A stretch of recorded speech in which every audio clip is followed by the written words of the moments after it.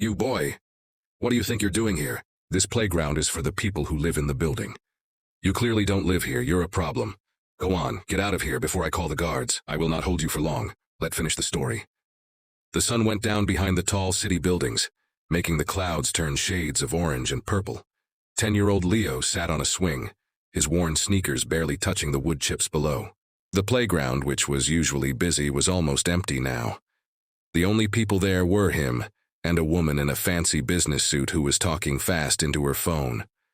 Her super clean poodle was smelling the ground near the bottom of a slide. Leo spent the afternoon just like most afternoons.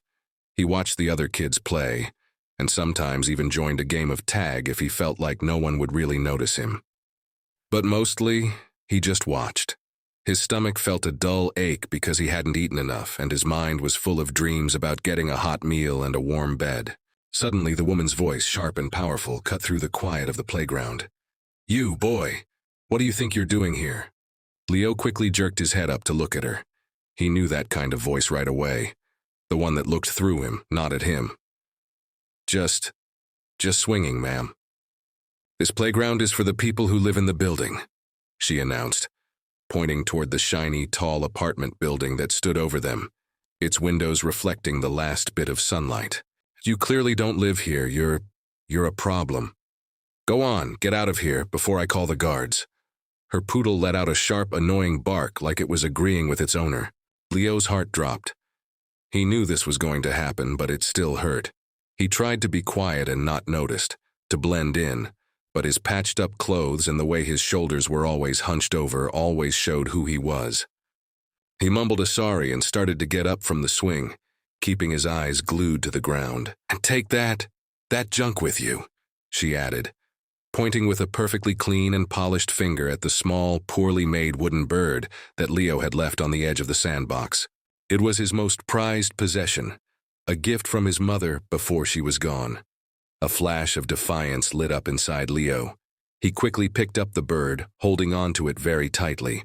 It's not a thing, he said, his voice just a whisper, but it was firm. It's a blue jay. He didn't wait for her to say anything back. He just turned and walked away. His shoulders were hunched over, and the heavy weight of her judging him felt like a physical burden on his back. He walked until he couldn't see the playground anymore. He kept going until the woman's voice was just a far-off, unpleasant sound that he couldn't hear clearly. He found his usual place under a bridge, a secret little corner he called his own. He pulled out a worn-out book he had found in a dumpster. It was a book all about constellations, which are groups of stars.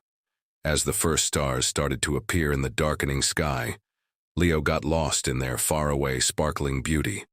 It helped him escape from the hard reality of his world.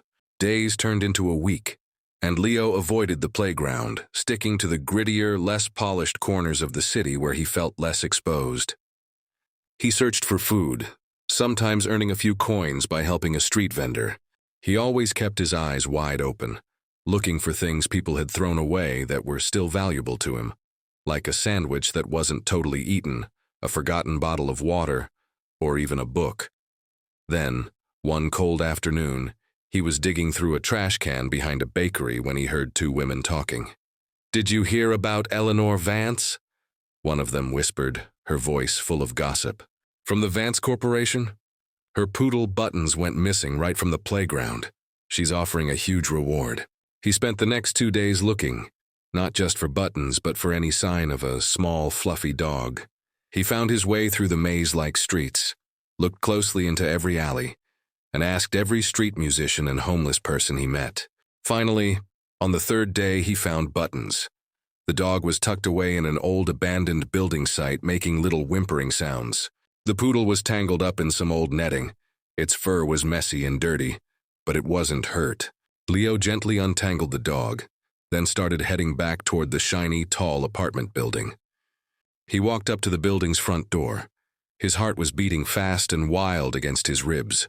The doorman, a serious-looking man in a very clean uniform, looked at him with suspicion. "Can I help you, son?" "I found Button," Leo said. The doorman's eyes widened. He quickly rushed Leo inside, past the fancy lobby, and into an elevator that quickly took them up to a penthouse apartment. Eleanor Vance, looking messy and very worried, rushed toward them the second the doors opened. "Buttons! Oh, my precious buttons!" she cried, quickly picking up the dog and holding it tightly. She hugged the poodle very tightly. Then she looked up at Leo. Her eyes, which were usually so cold, were now full of a mix of relief and surprise. Eleanor's face became softer. "Thank you, really, I was so worried." She reached into her purse, pulling out a large wad of cash. "Here, this is for you. Your reward." Leo stared at the money, which was more than he had ever seen in his entire life. He pushed the money back towards her. "No, thank you, ma'am." Eleanor frowned, confused. "What? Why not?" "Because," Leo said, taking a deep breath, "I don't want your money. I just wanted to help. And I just want to play on the swings sometimes. That's all." Then Eleanor did something totally surprising. She smiled, a real warm smile that completely changed her face. "You know," she said, her voice was surprisingly gentle, "my daughter used to love those swings." She paused, her eyes looking far away, as if she was thinking about something from the past. "She passed away a few years ago. She was around your age. This building, this playground, it was all built with her in mind." Leo's eyes widened.